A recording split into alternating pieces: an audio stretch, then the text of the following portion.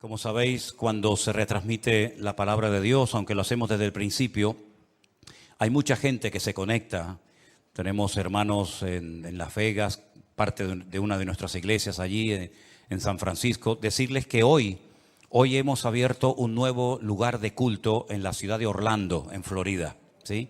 Así que ellos están en este momento en directo, también por primera vez con nosotros. Había hermanos por diferentes partes de la ciudad, pero nos hemos puesto de acuerdo, hemos alquilado una iglesia que no la usan a esta hora, y entonces es la primera vez que los hermanos de Orlando, allí en Florida, se juntan para seguir la retransmisión de este culto en directo. Y habíamos hablado con una universidad en Miami para que nos alquilara un salón precioso, ya estaba todo prácticamente apalabrado, pero nos han comunicado que los maestros, los profesores de la universidad, pues han decidido no alquilarnos el salón de culto porque no quieren correr alto riesgo. No quieren alquilar lugares para hacer reuniones porque está el ambiente un poquito caldeado, y entonces hemos tenido que posponer nuestras reuniones en esa universidad y estamos buscando otro lugar para, Dios mediante, comenzar también en breve en la zona de Miami, también reuniones con muchos hermanos que tenemos por allí. Y quisiera que en esta tarde, pues como siempre les pido, ¿no? Y como siempre veo que es así, estemos muy atentos a la palabra que voy a compartir con ustedes en esta tarde, que va también un poco en la línea y en la temática de los últimos mensajes, puesto que estamos viviendo tiempos muy interesantes, ¿eh? Y solamente la palabra de Dios es nuestra fuente fidedigna de información, y a ella nos ceñimos sabiendo que Dios todo lo que quiere que sepamos lo ha revelado y escrito en su palabra. Y lo que no quiere que sepamos, por el motivo que sea, pues no nos lo ha dejado en su palabra, y eso no nos tiene que perturbar, sino lo que tenemos que hacer es ocuparnos en saber lo que dicen las Sagradas Escrituras, sobre todo lo relacionado con lo profético de los últimos tiempos. Estoy leyendo y leyendo otra vez las profecías que se encuentran en Daniel, que él dice la Biblia que las escribía pero no las entendía. Incluso en algunas ocasiones se le dice: escríbelas, séllalas, porque esto no es para tu tiempo. Esto es algo que yo te revelo a ti para que quede registro, pero esto es algo que ha de acontecer en los últimos días, en los postreros tiempos. ¿Y quién no sabe que ya estamos en esos postreros días? Cualquier musulmán le pregunta si ellos saben que estamos en los últimos tiempos. A cualquier judío, a cualquier cristiano con dos dedos de frente, incluso a aquellas personas que no se definen como nada, pero te dicen, por ejemplo, cuando te los encuentras en la calle: esto va a reventar por algún lado, esto ya no aguanta más, algo va a pasar. Bueno, gracias al Señor, nosotros los creyentes podemos estar en paz en medio de la tormenta, porque sabemos lo que va a suceder, y para eso tenemos la palabra de Dios. Oramos en esta tarde, queridos hermanos, pidiendo la bendición de nuestro Dios para este mensaje. Te damos muchas gracias, Señor, una vez más, por esta oportunidad que nos das de aprender, de conocer las cosas que tú has dejado en tu palabra para mantenernos firmes en la fe, para saber cómo actuar, cómo comportarnos en estos tiempos peligrosos y difíciles en los cuales nos ha tocado vivir.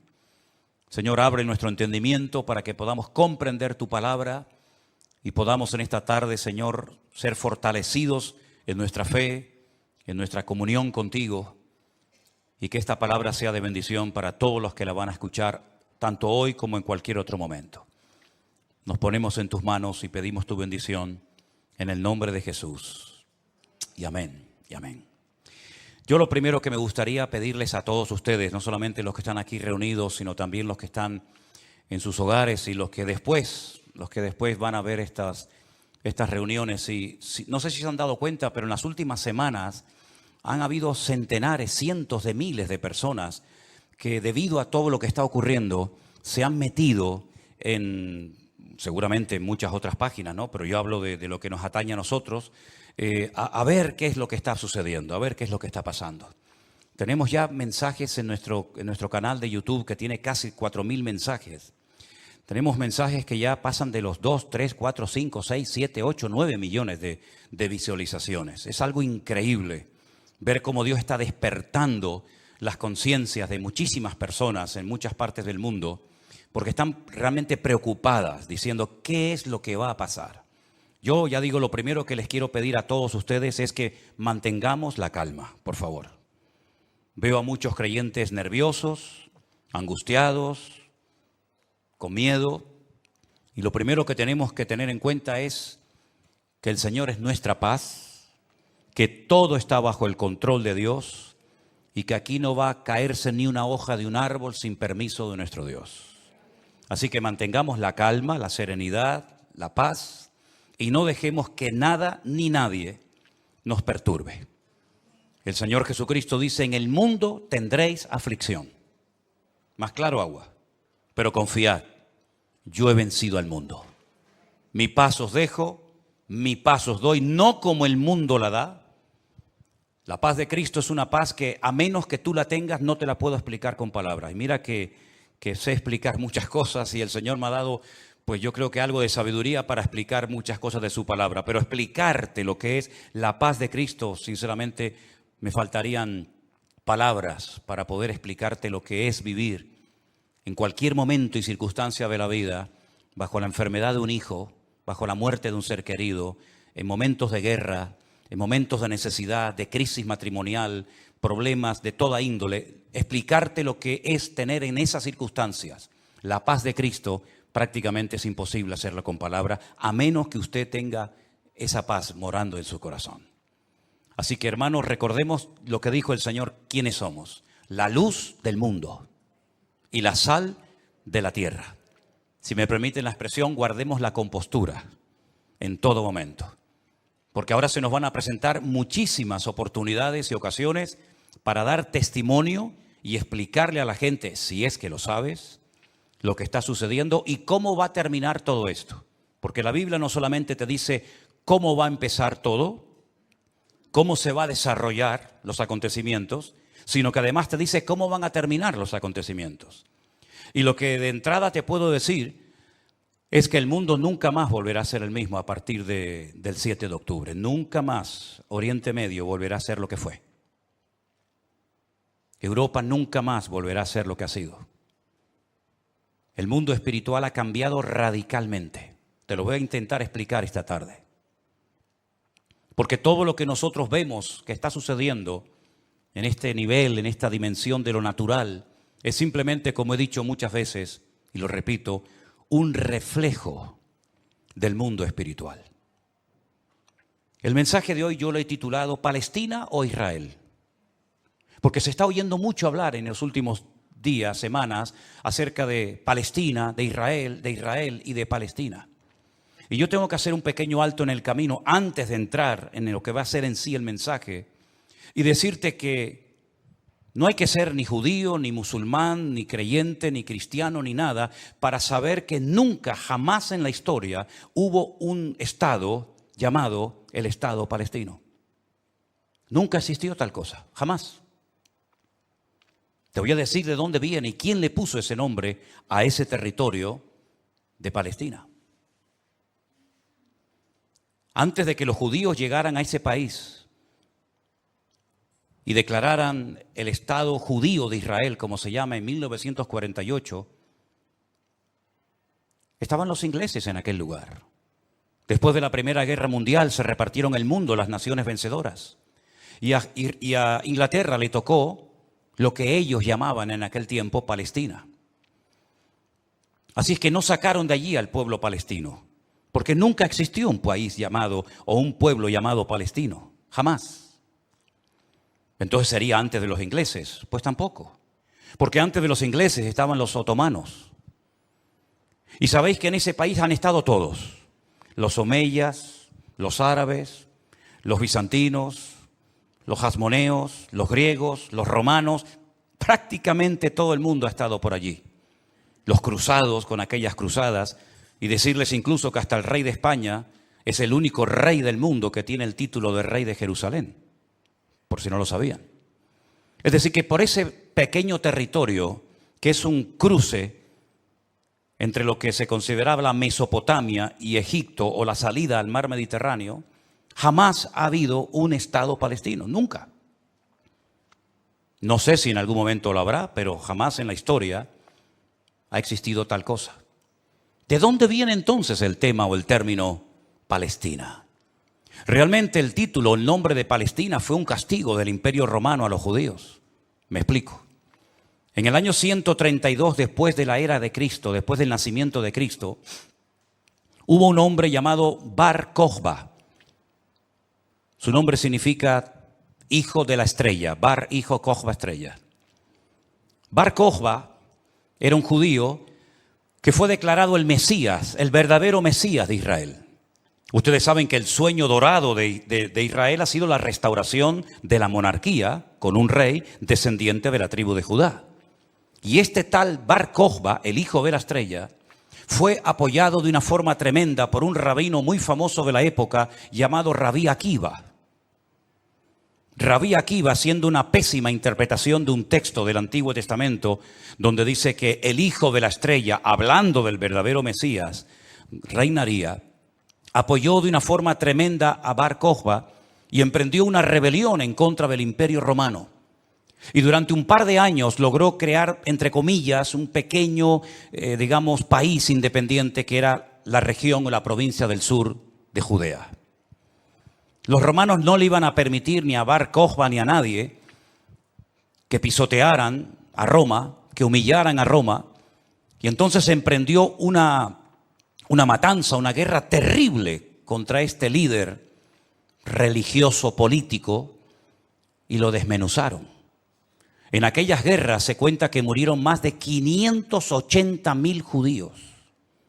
Una barbaridad.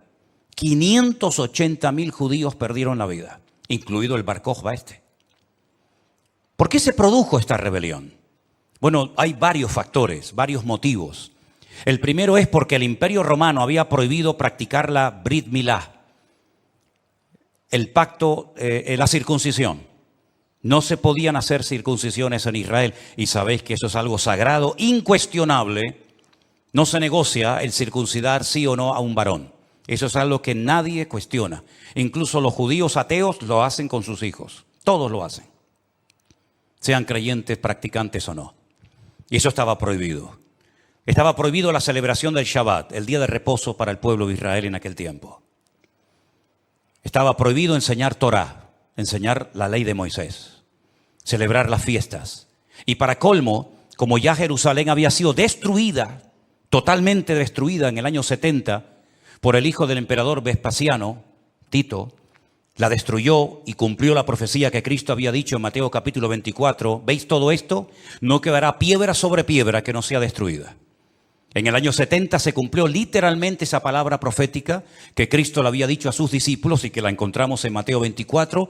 Y la ciudad de Jerusalén fue destruida completamente, incluido lógicamente el templo. Los tesoros del templo, que eran incalculables, se llevaron a Roma. Y su padre, Vespasiano, construyó un templo, pero a la muerte, el famoso Coliseo Romano, que todavía lo pueden visitar los que quieran.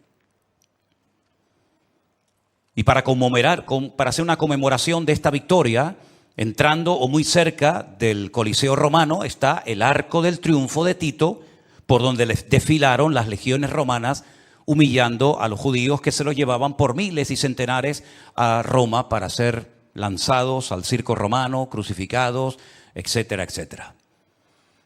No solamente ocurrió eso, sino que para más INRI, para más humillación, lo que hizo el emperador Adriano fue cambiarle el nombre a la ciudad de Jerusalén. Subió a lo alto de donde estaba el templo, que es el monte Moriah, donde actualmente está el Domo de la Roca y al lado la mezquita famosa de Al-Aqsa. Y allí puso un templo a Júpiter, una de las divinidades más adoradas y queridas de Roma. Y le cambió el nombre de Jerusalén por Aelia Capitolina.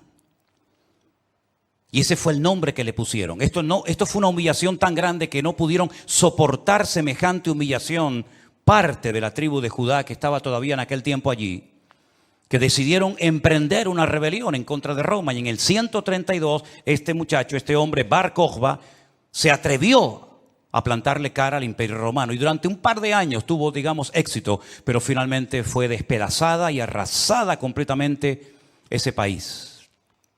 El rabino que la apoyó, El Rabí Akiva lo llevaron a Cesarea la Marítima. Digo la Marítima porque sabéis que en los tiempos de la Biblia había dos ciudades que se llamaban Cesarea, Cesarea de Filipo al norte y Cesarea la Marítima al lado del mar Mediterráneo. Y allí con peines de hierro al rojo vivo le arrancaron toda la piel y lo torturaron hasta la muerte a Rabí Akiva. Y ya se acabó cualquier otra posibilidad de rebelarse, de levantarse contra el Imperio Romano. Queda un pequeño reducto de judíos, rebeldes, pero bueno, ese es tema para otro día. Y entonces, para humillar más a ese país, para que nunca nadie pudiera recordar que un día hubo una ciudad llamada Jerusalén, que ahora se iba a llamar, ya hacía años que se llamaba Elia Capitolina, al país se le puso Filistea, tierra de filisteos. Y de ahí viene la palabra, el origen de la palabra Palestina. Fue un castigo de Roma a los judíos para que nunca más nadie pudiera echar de menos un país llamado Israel. Y esa es la historia del nombre Palestina. Y por allí, ya digo, han pasado todas las civilizaciones, culturas, religiones, imperios, cruzados, etcétera, etcétera. Pero nunca, a pesar de que Roma le puso a ese país Palestina o tierra de filisteos, jamás hubo un estado propio, gobernado, libre, independiente, llamado el Estado de Palestina. Jamás lo ha habido, nunca. Y no hay ni que ser cristiano para entender esto. Cualquier persona lo sabe perfectamente. Por lo tanto, cuando hace unos días un señor dijo que Jesús era palestino, yo le pediría a los que son de ese país que se pongan en contacto con su embajador o con su presidente y le corrijan a este señor, porque Palestina no existía en la época del Señor Jesús. Hay que decirle a este señor que Jesús era de la tribu de Judá. Su padre y su madre, que están sus árbol genealógico en la Biblia, Mateo capítulo 1, Lucas capítulo 3, eran descendientes de la tribu de Judá, que a su vez estaba entroncada con la casa real del rey David. ¿Y quién era David? Era de la tribu de Judá. Su papá se llamó Isaí. El padre de Isaí fue Obed. El padre de Obed fue Booz. Y Booz era el hijo de Rahab, que se casó con Salmón, que era del pueblo de Israel. Por lo tanto, Jesús era judío. Por eso lo circuncidaron a los 8 días. Por eso subía a Jerusalén 3 veces al año, para celebrar las fiestas que la Torá de Moisés indicaba que tenían que subir a Jerusalén. Por eso Jesús nunca fue a una mezquita. Siempre fue a sinagogas. Porque ni siquiera las mezquitas, el Islam, existía en la época de Jesús. Sino que tendrían que pasar más de 600 años, más de 6 siglos y medio, hasta que naciera el Islam.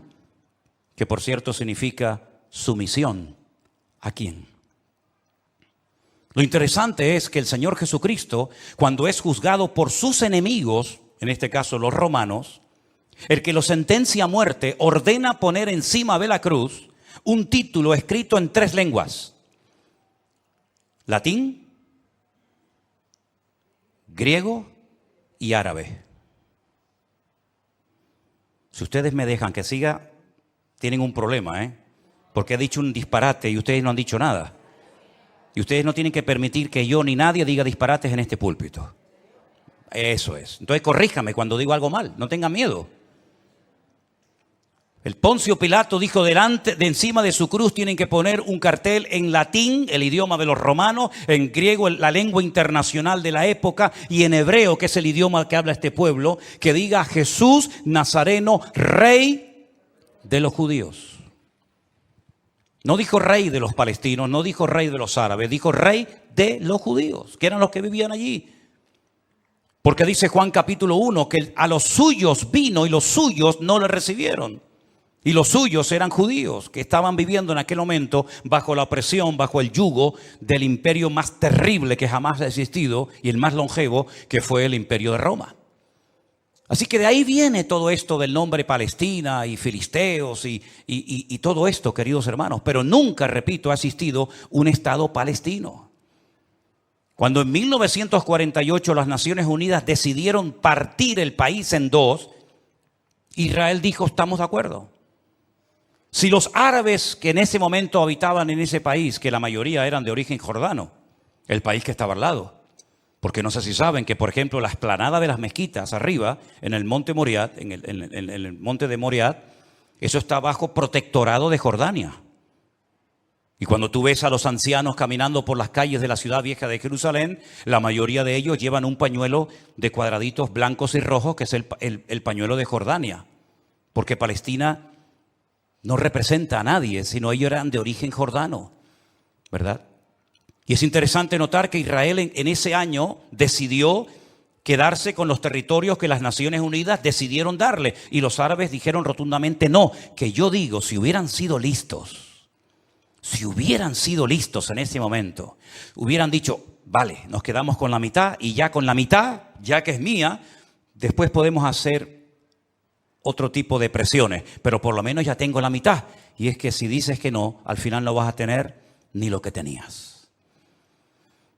Durante todos estos años, desde 1948 hasta hoy, ese país siempre ha estado en guerra, o preparándose para una guerra, como dicen allí.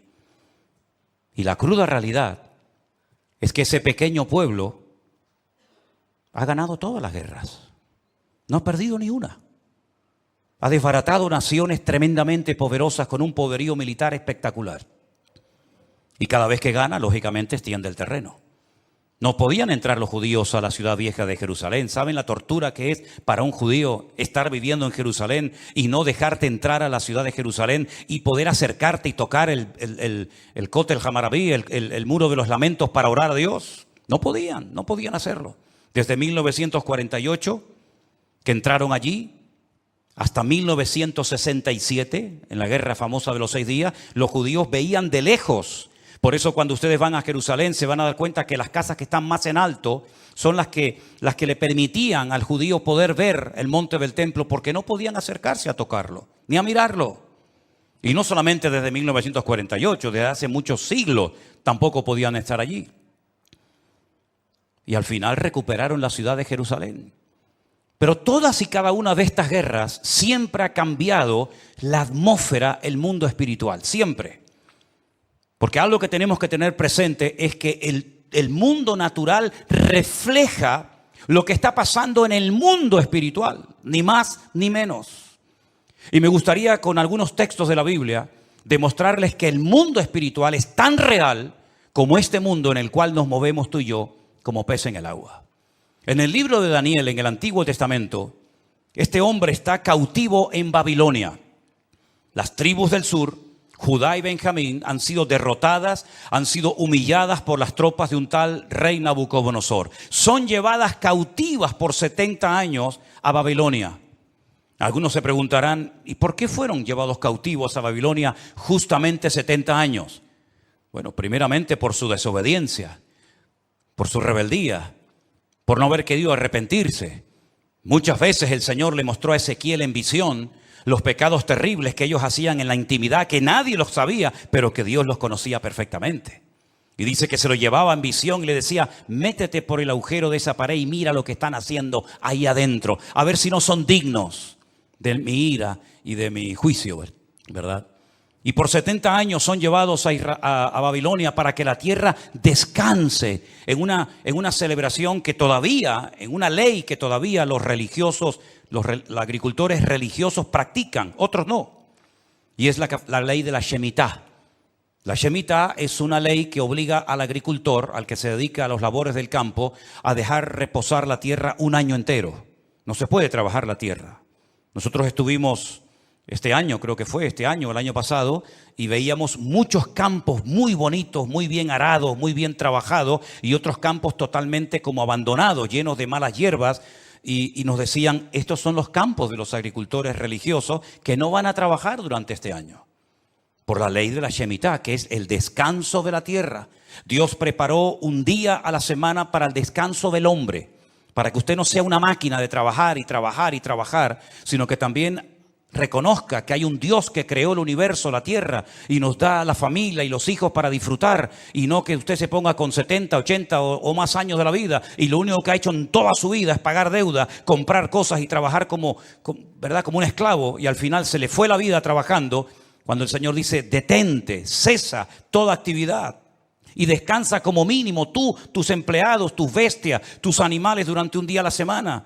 Y así reconocen la obra creadora de Dios y así renuevas tu fuerza para empezar una nueva semana con la bendición de Dios. Pero también la tierra, el Señor la cuida, porque dice la Biblia que la tierra es de Dios, no es del hombre. La tierra de Israel no es de los judíos. La tierra de Israel, ese territorio tan pequeñito, no es de los palestinos. ¿Quién es el dueño de la tierra? Es Dios, lo dice en su palabra. Del Señor es la tierra y su plenitud. Y dice la Biblia que durante los 490 años que vivieron allí cuando entraron con Josué, nunca cumplieron la ley del reposo de la tierra. Por lo tanto, la tierra necesitaba descansar 70 años. 70 por 7, ¿cuánto es? 490. Después de los 70 años de cautiverio, logran volver otra vez a su país, restauran el muro, restauran la ciudad, restauran el templo, vuelven otra vez a la vida normal, digamos. Pero sin embargo, antes de salir, hay un hombre llamado Daniel que escribió un libro extraordinario, donde él nos habla de cosas que habían ocurrido, que les habían llevado a esta situación terrible, y cosas que iban a ocurrir en el futuro. Pero una de las cosas que Daniel cuenta muy interesante es el conflicto, la guerra, la realidad del mundo espiritual. Por ejemplo, podríamos leer muchos pasajes, pero en Daniel capítulo 10, a partir del versículo 12, la palabra de Dios dice así. Entonces me dijo, Daniel, no temas, porque desde el primer día que dispusiste tu corazón a entender y a humillarte en la presencia de tu Dios, fueron oídas tus palabras y a causa de tus palabras yo he venido. Está hablando con un ángel que se le ha presentado a Daniel, ¿sí?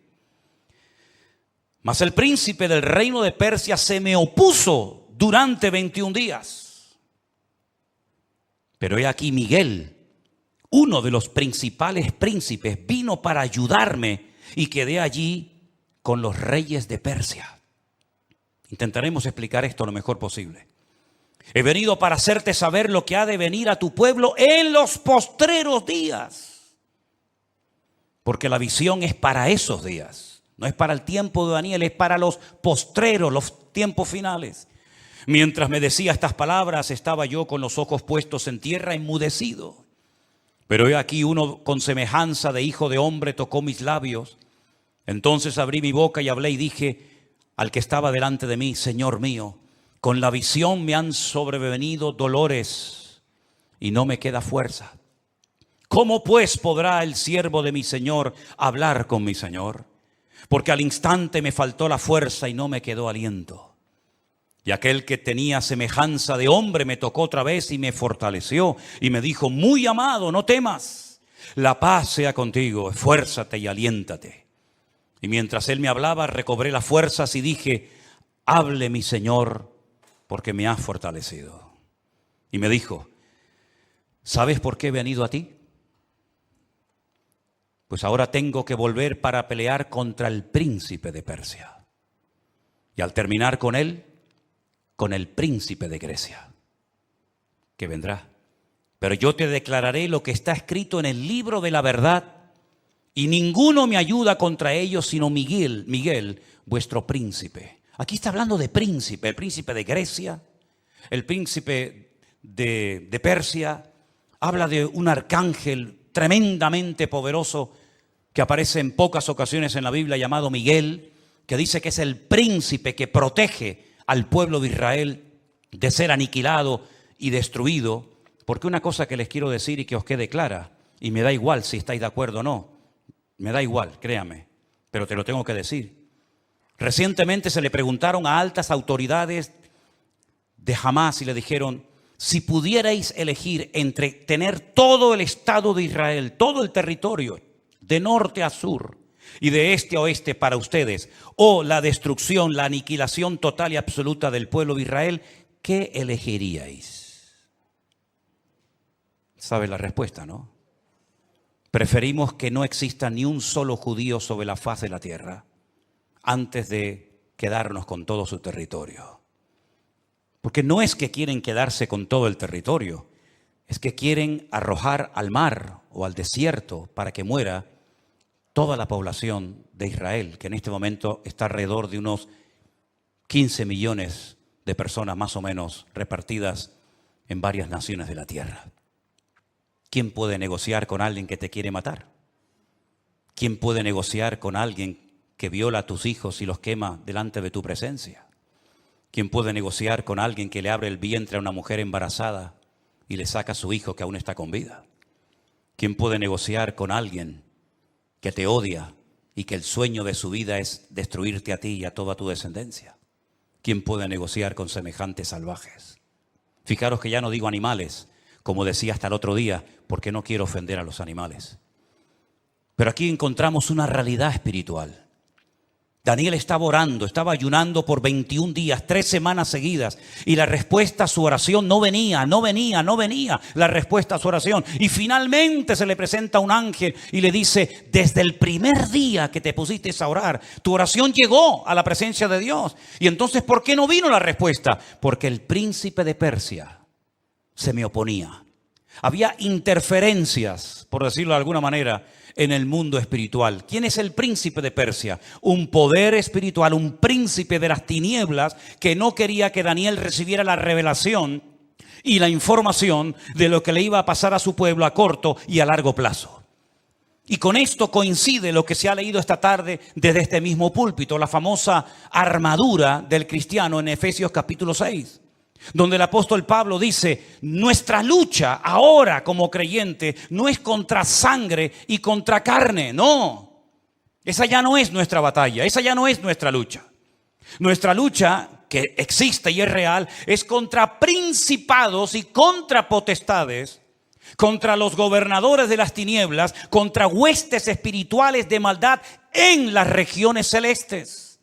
Y por eso Pablo describe la armadura del soldado romano, pero dándole como una aplicación para que el cristiano pueda vivir en todo momento bien armado, bien preparado, bien listo para poder enfrentar ese conflicto espiritual que todo creyente sabe perfectamente que está librando. Fijaros que las últimas palabras del apóstol Pablo cuando escribe a Timoteo le dice: he peleado la buena batalla. No ha sido fácil llegar hasta la meta, Me han torturado, me han apedreado, me han puesto en la cárcel, etcétera, etcétera. Y he peleado la buena batalla y he acabado la carrera. A Timoteo, cuando está pasando un momento de desánimo, de caído en su espíritu por las presiones y las luchas que está llevando a cabo en la iglesia que está pastoreando en Éfeso, le dice: pelea la buena batalla, echa mano de la vida eterna, sufre penalidades como buen soldado de Jesucristo. Yo sé que por ahí se ha predicado un evangelio aguado, un evangelio donde ven a Cristo y todos los problemas se te van a solucionar. No es verdad. Dios te va a dar gracia, paz y fortaleza en medio de los problemas. Pero muchos problemas no van a desaparecer por el hecho de que ahora usted se ha convertido a Cristo. Si le han predicado otra cosa, no es mi problema, pero sí es mi responsabilidad decirle que la vida no es fácil, ni para el ateo ni para el creyente. Y dice la Biblia que cuando sale el sol calienta buenos y calienta malos. Y cuando hay guerras mueren buenos y mueren malos. Y cuando hay un naufragio mueren cristianos y mueren ateos. Y cuando hay un atentado, cuando hay un terremoto o cuando hay un tsunami mueren cristianos, mueren blancos, mueren ricos, mueren todos. Porque es parte de la vida. Pero en medio de las tormentas y sufrimientos de la vida, nosotros sabemos que el Señor está a nuestro lado. Y eso es lo que nos da la fuerza para decir: Dios está conmigo porque yo sé en quién he creído. Miren a Job, y no me quiero ir del tema, pero miren a Job, un hombre que perdió a sus hijos, un hombre que perdió su salud, un hombre que perdió su patrimonio, toda la vida trabajando para tener 4 cosas y en un día las perdió todas, como le puede pasar a cualquiera, ¿o no?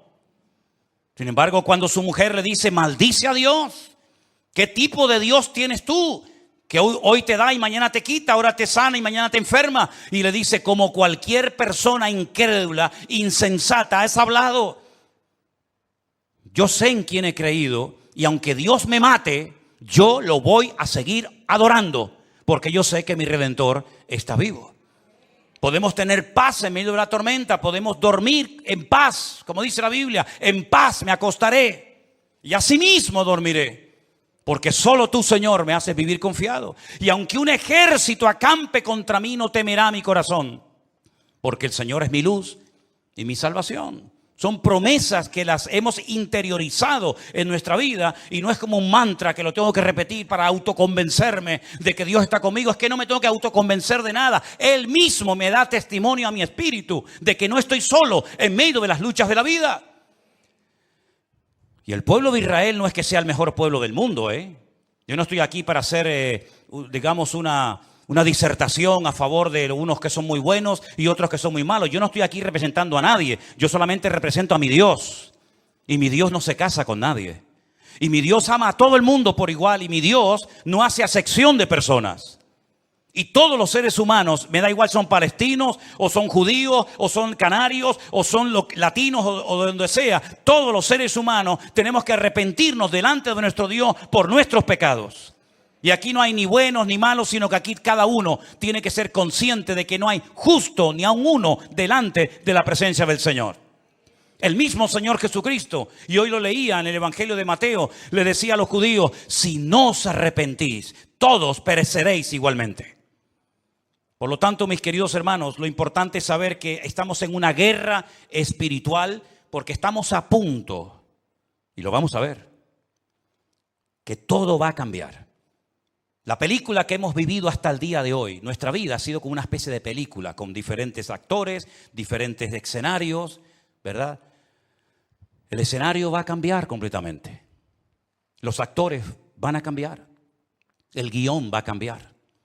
Y cuando está a punto de producirse un cambio en el mundo significativo que afecta a miles y a millones de personas, hay siempre guerra en el mundo espiritual. Miren cuando Cristo nació, la guerra espiritual que hubo. Comenzaron a asesinar niños, ¿verdad? Comenzaron una serie de revoluciones, porque cada vez que va a haber un cambio que va a afectar la economía, la política, la vida social, etcétera, siempre hay un conflicto espiritual tremendo. Daniel estaba orando porque quedaba pocos años, poco tiempo, probablemente estaba por el año 68, máximo al 69, de la liberación, ¿verdad?, del pueblo, y Daniel estaba no preocupado, pero sí indagando, leyendo las escrituras, orando y ayunando, porque sabía que se avecinaba, se oteaba en el horizonte un cambio tremendamente significativo. Miles de personas por fin iban a poder volver otra vez a su país. Iba a haber una masa de gente que iba a ir de un lugar a otro. Y esos cambios, hermano, no se producen por casualidad. Esto que estamos viendo, que ayer llegaron 1000 al Hierro, el otro día 600 a Lanzarote, el otro día no sé cuántos al Hierro, todo eso no es producto de la casualidad. Satanás está cambiando la escena mundial. Y lo vamos a notar en pocos días, en pocas semanas. Esto va a ser completamente diferente. Y los que tengamos la oportunidad y el privilegio de volver a Israel, porque vamos a volver a Israel, no nos vamos a encontrar al Israel que hemos conocido por más de 20 años. Nos vamos a encontrar a la gente de una forma diferente, una actitud diferente, una atmósfera completamente diferente, porque estamos en una guerra espiritual tremenda. Cuando se lee la famosa armadura del cristiano, se enfatiza mucho que la espada es la palabra de Dios, el yelmo o el casco del soldado representa la salvación, el escudo representa la fe. Pero si ustedes prestan atención a esa armadura de la cual Pablo nos está hablando aquí en Efesios capítulo 6, lo primero que él hace cuando escribe la carta es orar para que los ojos de vuestro entendimiento sean alumbrados y tengáis espíritu de sabiduría y de revelación en el conocimiento de Él. Pablo dice que a los incrédulos Satanás les cegó el entendimiento. Y uno dice, ¿cómo? ¿Cómo es posible que gente tan inteligente, capaz de hacer cosas tremendas, cuando le hablas de la Biblia no se enteran de nada? Son como ciegos, como analfabetos espiritualmente hablando. Capaz que el tipo es un matemático, un científico espectacular, pero cuando le hablas de las cosas del reino, de las cosas espirituales, dice que para él son locura, no las entiende. Yo incluso he hablado con muchísimos rabinos judíos que se saben libros de memoria de la Biblia y les he hablado, por ejemplo, de Daniel, y me dicen literalmente, no entiendo lo que estoy leyendo, no lo entiendo. Uno se queda sorprendido porque se cumple lo que dijo Isaías. dale esto al que sabe leer y te dirá, no lo entiendo. Y Pablo dice que esta armadura representa la verdad, la justicia, la paz, la fe, la salvación y la palabra de Dios. Fíjate qué palabras tan interesantes. Dice que ceñid vuestros lomos con la verdad, con la coraza de justicia, calzados los pies con el apresto del evangelio de la paz, coger el escudo de la fe, tomad el yelmo de la salvación y la espada del Espíritu, que es la palabra de Dios. Estas 6 cosas, estos 6 elementos están en el punto de mira de Satanás para arrancarlos de nuestra sociedad de un plumazo. Quiere cambiar la verdad en mentira y convertir la mentira en verdad. Si no, sal por la calle hoy en día y pregunta cosas que tienen que ver ya no con la fe, sino con el sentido común. Y te vas a dar cuenta que hay gente que cree en mentiras, creyendo 100% que son grandes verdades. Y las grandes verdades las cuestionan y las echan a un lado porque dicen, eso no es verdad, eso es mentira. Esa es una de las estrategias del diablo, bombardear, dinamitar las escuelas, las universidades, incluso también, como no, las iglesias, la familia, los gobiernos, la política, el arte, la pintura, la literatura, todo, para que al final la sociedad siga creyendo más en las mentiras que en las verdades. ¿Quién enseñó que para ir al cielo hay que explotarse? Es una gran mentira. Pero 1.000 millones creen que es una gran verdad. Aquí vino hace poco una persona que me decía, ¿cómo es posible que ustedes crean que la tierra es redonda si la tierra es plana? Y decía, pero ¿me está hablando en serio este hombre? Quiere quitar la verdad y convertirla en mentira. La justicia la quiere convertir en injusticia. De hecho, muchas veces hay más sentido común, más sentido de la justicia en la calle, en la sociedad, hablando en una cafetería o en un bar, que cuando ves un acto supuestamente de justicia, que es una tremenda injusticia. Cuando a una persona se le meten en su hogar y no los puedes echar porque no tienen dónde vivir. Y no les puedes cortar la luz y el agua porque es un delito si le corto a un ocupa en mi casa la luz y el agua. Que han convertido la justicia en injusticia. Ya no tiene derechos el propietario, ahora tiene derechos el que usurpa la propiedad ajena. ¿Eso es una justicia? ¿Eso es justicia? Quiere cambiar la paz en guerra, cosa que sabe hacer perfectamente. La fe en incredulidad, la salvación en muerte y en desesperación eterna, y la palabra de Dios por cualquier cuento que cuenten por ahí, dándole más credibilidad a las mentiras que al libro eterno llamado Biblia o palabra de Dios. ¿Qué te parece? Estamos viviendo en tiempos peligrosos porque dice Daniel capítulo 7 verso 2 que los vientos han comenzado a soplar en el gran mar. Miren ese versículo. Daniel dijo, miraba yo en mi visión de noche y he aquí que los 4 vientos del cielo combatían en el gran mar. En la Biblia, el gran mar es el mar Mediterráneo. Es el mar que toca muchos países europeos y también del norte de África. ¿Y de dónde se levantará un personaje siniestro que tendrá un poder tremendo?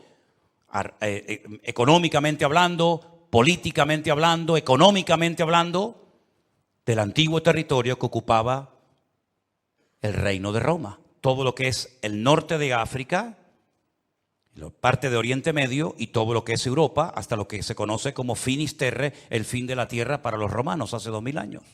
Y dice que en ese gran mar, él vio como 4 vientos, que son demonios, comenzaban a soplar de tal manera que comenzaron a levantarse animales.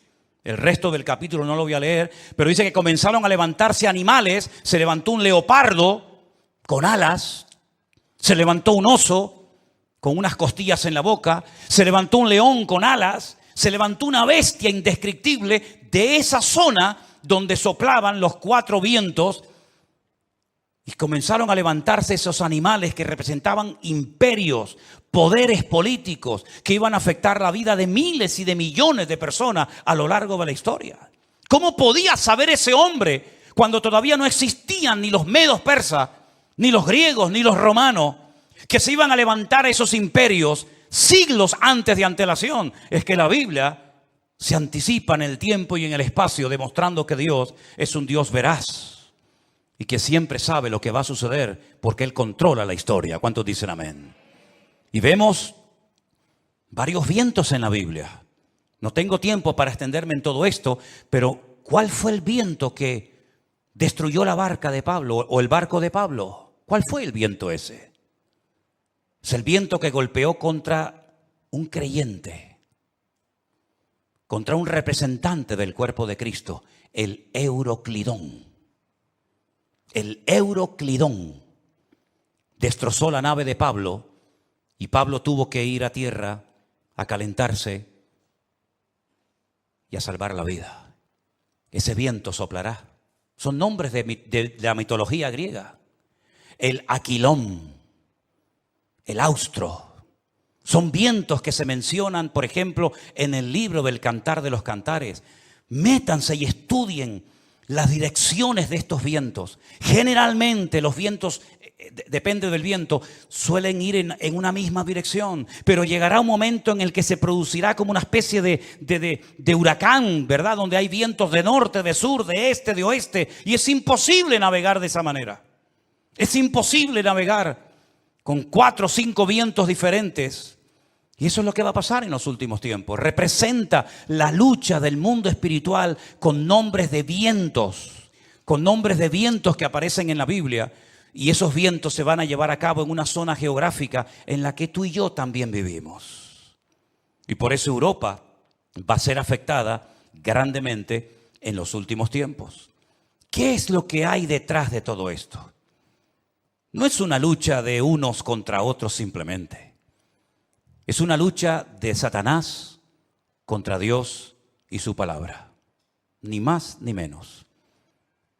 ¿Quién puede más? ¿Alá o el Dios de ustedes? ¿Quién puede más? ¿El Corán o vuestra Biblia o Torá? Es una lucha de tipo espiritual. Y si no estamos velando y orando, no vamos a saber cómo comportarnos, cómo actuar en este tiempo.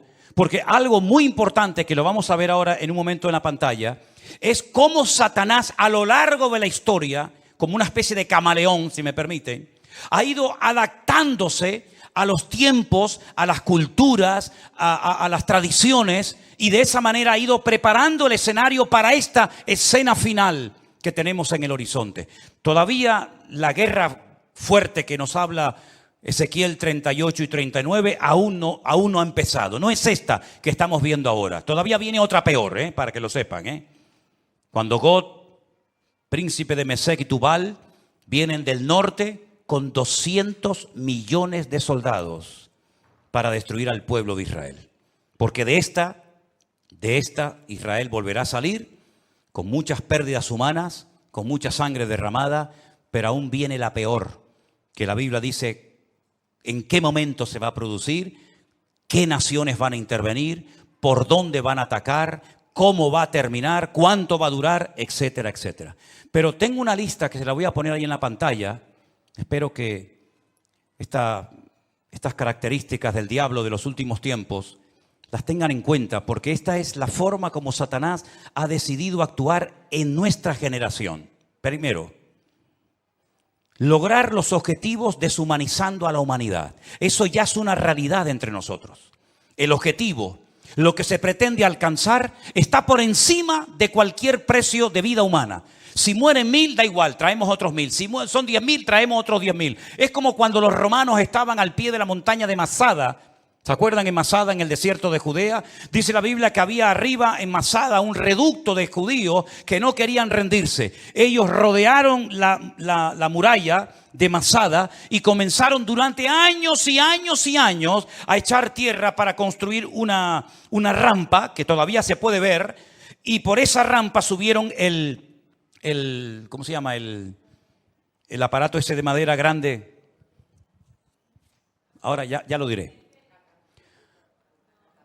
4 años preparando esa rampa para poder subir arriba.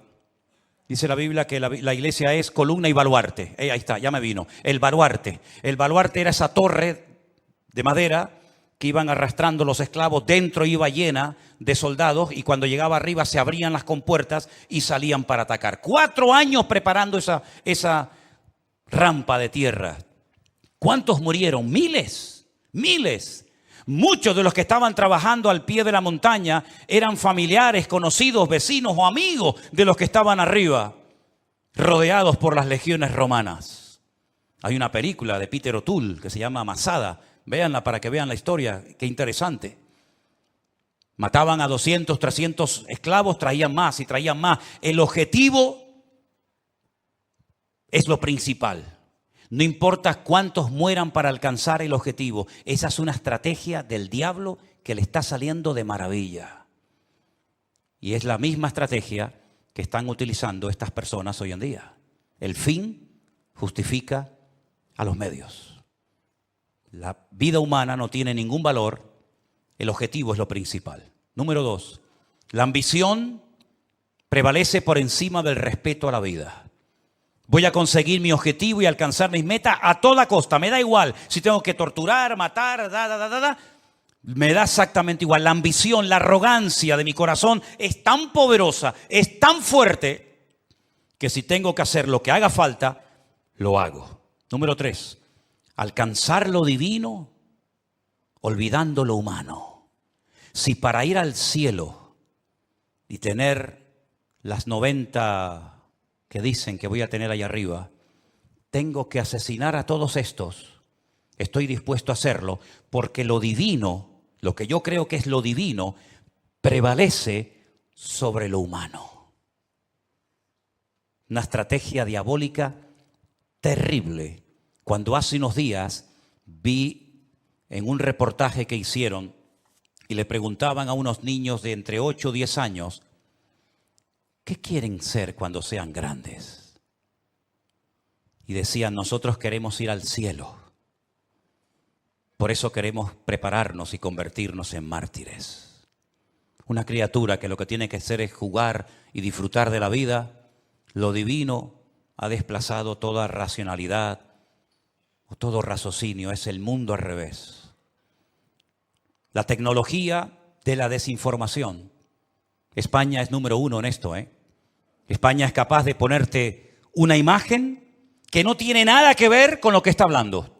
De hecho, ha habido a veces en varias cadenas de televisión en España que están hablando de un conflicto X, de una situación cualquiera que sea, y ponen unas imágenes de hace años que no tiene absolutamente nada que ver con lo que ellos están contando en ese momento. Como tienen el poder de quitar, de poner, de añadir, de etcétera, y cuando venga la inteligencia esta que llaman, ¿cómo es? Cuando venga la inteligencia virtual o artificial, perdón, ni te imaginas las barbaridades que vamos a ver, donde personas están comenzando a decir cosas que ellos jamás han dicho, pero que por una manipulación de la tecnología te hacen creer lo que no han dicho o lo que han dicho. En fin, una locura. Los medios de comunicación son una fábrica que crea deliberadamente ignorancia. Cuanto más ignorante sea la gente, mejor. La ignorancia para ellos es poder. Cuanto más ignorante sea una persona sobre la realidad, sobre la Biblia o sobre lo que sea, mejor. Creación deliberada de ignorancia. Sembrar confusión, toda la que se pueda y más, engañando deliberadamente a la gente. Poner en duda la credibilidad de la fuente. Por ejemplo, mi fuente de información es la Biblia. Ah, no, pero eso no sirve, eso está caducado. ¿Cómo? No, la Biblia está llena de contradicciones. Y se quedan tan panchos. Y se quedan tan tranquilos. ¿Cómo que está llena de contradicciones? ¿Dónde están las contradicciones? No, eso está lleno de contradicciones. Eso no, esta no es la Biblia verdadera. ¿Cómo que no es la Biblia? No, la Biblia verdadera la tienen los curas en el Vaticano, me dijo una vez uno. Es decir, tiran por tierra la fuente, la fuente mía no vale, la que vale es la tuya, la de internet. Que te metiste anoche, leíste no sé qué. Esa es la verdadera, que ahora nos están fumigando. Esas nubes que aparecen en el cielo son aviones que nos están fumigando para que no llueva. Dios, pues menos mal que nos fumigaron para que no lloviera, ¿eh? Porque ayer hablaba con un pastor de Madrid que me dice, no puedo salir del coche porque tengo el agua hasta el cuello. Increíble, ¿no? O cuando vino el COVID, ¿se acuerdan? Esto es una estrategia de los Illuminati, de los masones, para una drástica reducción de la población humana. Pues qué malos fueron, porque me parece que murieron como 2 o 3 millones en el mundo y somos 7.000 millones. Lo hicieron muy mal, ¿eh? Y que todos los que nos vacunamos en 2 años morimos. Pues se equivocaron, porque ya llevo 3, vivo y coleando. Pero en fin, esta fuente no vale, la que vale es siempre la de ellos. Negar los hechos. No, eso no fue así. Eso no fue así. Tengo imágenes de satélite, donde se ven desde los satélites cómo lanzan los distintos cohetes. Y más de 550 cohetes lanzados desde la Franja de Gaza, no uno como el del otro día, 550 cohetes han caído dentro de la Franja de Gaza. No, pero eso es manipulación. Eso es manipulación. Bueno, producir ignorancia manipulándolo todo, pervertir las prioridades. Como aquellos que estaban construyendo un edificio tan grande, tan grande, tan grande, que dice que se tardaba 1 año en subir un bloque desde abajo hasta arriba. Y cuando iban por el camino, iban tan agotados que caían, se mataban. Y entonces la gente comenzaba a llorar y decía, pobrecito, no lloro por él, lloro por el ladrillo que no logramos ponerlo arriba. Lloraban más por el ladrillo que se había perdido que por la persona, por la vida que se había perdido. Hermanos queridos, vivimos en un mundo loco, al revés y patas arriba. Y permítame decirles que esto no ha hecho más que empezar. Nosotros como cristianos y como hijos de Dios no tenemos que tener ningún temor, porque ya sea que vivamos o muramos, somos del Señor. Y las puertas del Hades no prevalecerán contra la iglesia, dice la Biblia. E Israel no porque sea el mejor país del mundo, sino porque Dios tiene un pacto y unas promesas con ese pueblo, y Dios lo hace por honor a su nombre, va a proteger a esa nación. Dios ama a todo el mundo por igual, y todo el mundo necesita arrepentirse y humillarse delante de la presencia del Señor. Porque aquí el gran problema es que al Señor Jesucristo lo rechazan por todas partes. Pero ojo, también los católicos rechazan a Jesús, ¿eh? Cuando usted le da más culto a su madre que a Jesús, usted está rechazando a Cristo.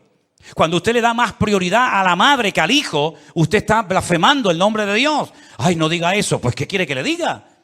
Cuando usted le da más honra, más culto, más reverencia a la criatura que al Creador, usted está haciendo exactamente igual que aquellos que no quieren saber nada del Señor Jesucristo. Porque el Señor Jesucristo dijo, separados de mí, nada podéis hacer. ¿Tú crees que lo que tú has conseguido en la vida a Dios le impresiona? Dime la verdad. ¿Tú crees sinceramente que lo que tú has conseguido con sudor y lágrimas durante toda tu vida, Dios lo necesita? ¿Te lo vas a llevar en la caja cuando llegues a la otra vida? A Dios le impresiona. Ay, todo lo que tiene. Dios tiene 1000 veces más cosas que tú. Por lo tanto, Dios no necesita nada de nosotros. Somos nosotros los que le necesitamos a Él. Porque ya el Señor Jesucristo lo dijo, separados de mí, nada podéis hacer. Y esta realidad espiritual en la que estamos viviendo tú y yo hoy en día, la única forma de mantenernos firmes en el día malo, y ya empezó el día malo para nosotros. Mira, Moisés tuvo su día malo, Salió a dar una vuelta y se cargó a un hombre. Ese fue el día malo de Moisés. Pedro tuvo su día malo cuando aquella chica lo apuntó con el dedo y le dijo, tú eres uno de ellos. Y él le negó. Ese fue el día malo para Moisés, para Pedro. Elías tuvo su día malo cuando una depresión lo prendió y le dijo, Señor, quítame la vida, ya no aguanto más, estoy solo, ya no quiero seguir adelante. Ese fue el día malo. Adán y Eva tuvieron su día malo en el huerto del Edén. Pero tarde o temprano todos tendremos nuestro día malo. Y dice la Biblia, para que habiendo acabado todo, estar firmes. Y la única manera de poder estar firme y no caer en depresión, en desánimo y en tantas cosas que se hacen, es poniendo la mirada y la confianza solamente en nuestro Dios. Yo por eso he aguantado más de 40 años como cristiano. Porque los cristianos me han dado muy buen ejemplo y me han ayudado mucho. Pero los peores ejemplos que me han dado la gente en esta vida justamente también han sido los que se llaman cristianos. Y en las iglesias he sido muy bendecido y muy bien tratado, pero también he sido muy cuestionado y criticado. Pero ¿saben qué? Yo no me convertí a ustedes. A mí no me cambió la vida ningún pastor, ningún reverendo, ninguna iglesia. No, a mí me cambió la vida mi Señor Jesucristo. Y cuando ponemos nuestra mirada en los hombres nos llevamos grandes desilusiones en la vida. Pero cuando ponemos nuestra mirada en el Señor jamás caeremos, porque siempre tendremos su presencia y su bendición en nuestras vidas. Asegúrate de tenerlo a Él siempre presente en tu vida. Asegúrate de empezar el día, de vivir el día con Él. Parece mentira, ya estamos a finales de octubre, ¿eh? Se nos fue otro año prácticamente. ¿Y cómo va a terminar el año? Antes del 7 de octubre, todo era diferente. A partir del 7 de octubre, todo ha cambiado. Ayer cuando veía 34 líderes mundiales, incluido...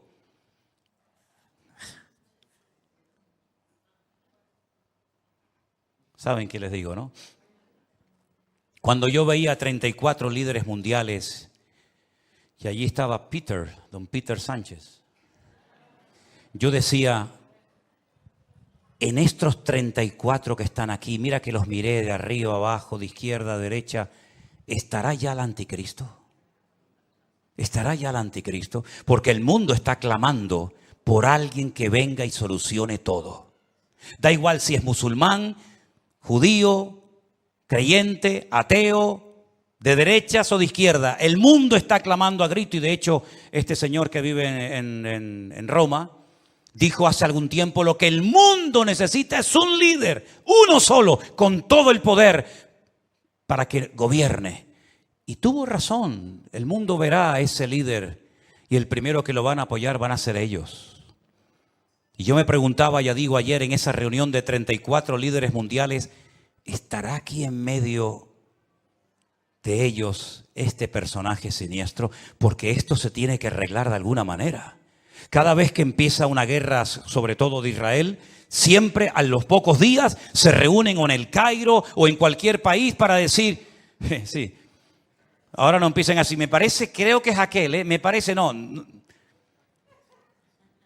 Siempre ahora todo el mundo se lleva las manos a la cabeza. Hay que parar esto como sea. Hay que pararlo antes de que entren los del norte. El único que puede traer paz a la tierra es el príncipe de la paz, que por cierto no fue invitado a esa reunión. Los ciegos guiándolos a ciegos. Cuando todos los que están ahí deberían de haber dicho, hagamos una oración y démosle gloria a Dios, para que Dios nos ayude a solucionar los gravísimos problemas que tenemos y que no sabemos cómo solucionar. ¿Vieron el último discurso del presidente de Salvador, Bukele? ¿Lo vieron? ¿Lo oyeron? Qué interesante. Qué interesante. Empezó su discurso diciendo, quiero dar toda la gloria a Dios. Uno de los países más violentos del mundo, donde todos los días había cantidad de asesinatos, de crímenes, de secuestros tremendos. Se ha convertido en uno de los países más seguros del mundo. Ya no hay delincuencia, ya no hay robo, ya hay una tranquilidad en las calles tremenda. Y una de las cosas que dijo ese presidente en ese discurso fue, le pedimos sabiduría y revelación a Dios. En una semana solucionamos todos los problemas, no murió absolutamente nadie. Y el país más peligroso del mundo, en proporción a otros, se ha convertido como botón de muestra de otras naciones de la tierra. Pero cuidado con quitarle la gloria a Dios, porque en el momento en el que le quitemos y le robemos la gloria a Dios, puede volver otra vez el enemigo a traer sangre a nuestras ciudades. Qué ejemplo tan grande, ¿no? ¿Cómo me gustaría a mí ver en España? Me imagino que a ustedes, venezolanos, colombianos, cubanos, argentinos, ¿verdad? ¿Cómo nos gustaría ver a todos y a cada uno de nosotros que antes de hacer una reunión para intentar solucionar un problema dijeran, bueno, vamos a hacer una cosa. Vamos a orar, vamos a pedir la bendición de Dios para que Dios nos dé sabiduría y salgamos de este lugar sabiendo lo que tenemos que hacer. ¿Creen ustedes que a Dios no le agradaría que lo invitaran a una reunión para que Él les diera sabiduría a toda esa gente? Por supuesto que sí, pero me parece que no lo vamos a ver. me parece que no lo vamos a ver. Así que, hermanos míos, cierra tus ojos en esta tarde y vamos a decirle: Señor, nosotros sí te queremos. En estas reuniones no te quieren, pero nosotros sí te queremos, porque te necesitamos más que nunca. Y queremos que tú traigas primeramente paz a nuestras vidas, paz a nuestros hogares, y sobre todo que te vean a ti y te reconozcan a ti, el único Dios vivo y verdadero, porque es la única manera de que podamos, como dice la Biblia, vivir reposadamente. Te damos gracias, Señor, en esta tarde por tu palabra. Te doy gracias porque sabemos que en esta lucha la victoria es nuestra, porque Cristo ha vencido al enemigo y tu victoria, Señor, prevalece por encima de todo. Te ruego, Señor, en el nombre bendito de Jesús, por esta situación, por este caos tremendo, que nadie sabe cómo pararlo, nadie sabe cómo solucionarlo. Pero yo te ruego, Señor, por tus hijos, por los que te han recibido, por los que han creído en ti, Señor, que esos son tu verdadero pueblo, Señor. Me da igual si son judíos o gentiles, los que te han recibido en sus corazones, te pido que los guardes, los bendigas, los fortalezcas y que nos mantengamos firmes en estos tiempos difíciles y peligrosos en los que nos ha tocado vivir. Guarda a nuestros hijos, Señor. Queremos también hacer una oración especial pidiéndote por todas esas criaturas, esos niños pequeñitos y sus padres que han sido llevados de una forma cruel, terrible. Señor, que vuelvan todos y cada uno de ellos, Señor, cantando y alabando y dándole gloria a Dios. Señor, en el nombre de Jesús, tú no tienes ningún problema en resolver nuestros problemas si te pedimos ayuda. Por eso, Señor, métete en nuestra familia. Toca la vida de nuestros hijos. Toca la vida de los líderes del mundo para que te reconozcan y clamen a ti, Señor. Faraón pidió ayuda y la recibió. Nabucodonosor pidió ayuda y la recibió. Señor, te pedimos que toque los corazones, que te lleves corazones de soberbia, de piedra, y traigas humildad y arranques las mentiras a las que se agarran millones de personas, porque la única verdad eres tú, Señor Jesús. Gracias por tu paz y por tu presencia en nuestras vidas. En el nombre de Jesús. Amén y amén. Nos ponemos de pie, mis queridos hermanos.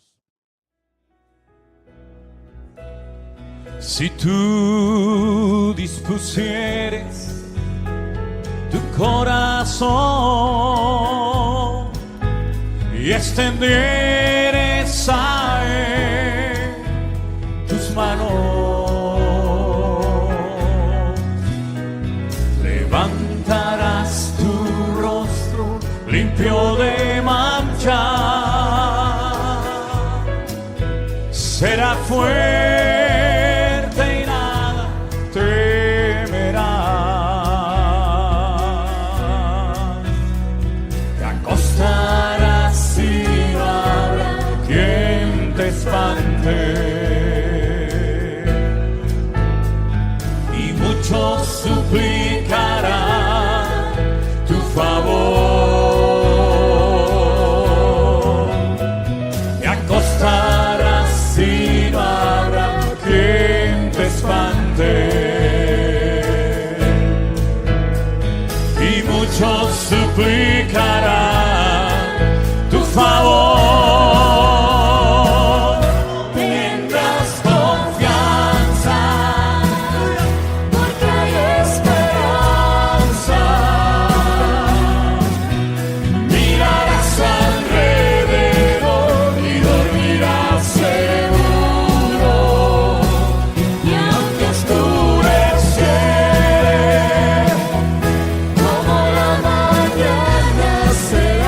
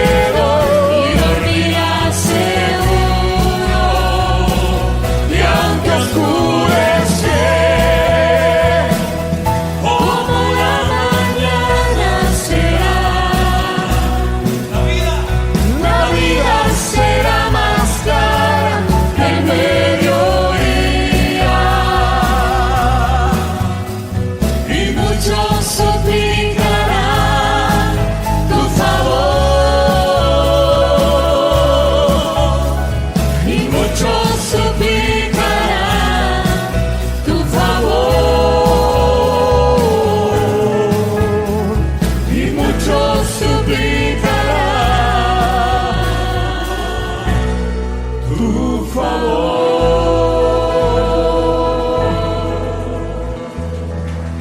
Amén. Así sea. Así sea, Señor. Sí, Jesús. In the darkness, we're lost and found. Whispers echo, a haunting sound. Layers of vocals floating in the air, lost in the moment without a care. Melodic waves of emotion, experimental, simply devotion. Classic crossover of styles untold. In this indie rock world, we won't grow old.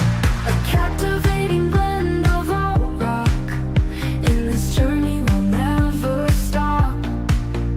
Female vocals, a soft embrace, guiding us through time and space. Melodic waves of emotion, experimental, simply devotion. Classic crossover styles untold.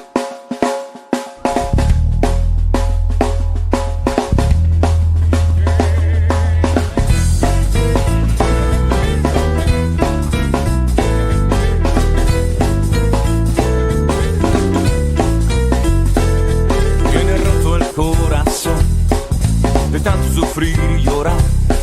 Tienes que aprender a descansar en Dios. No importa lo que te dijeron, no importa lo que te hicieron. Tienes que aprender a descansar en Dios.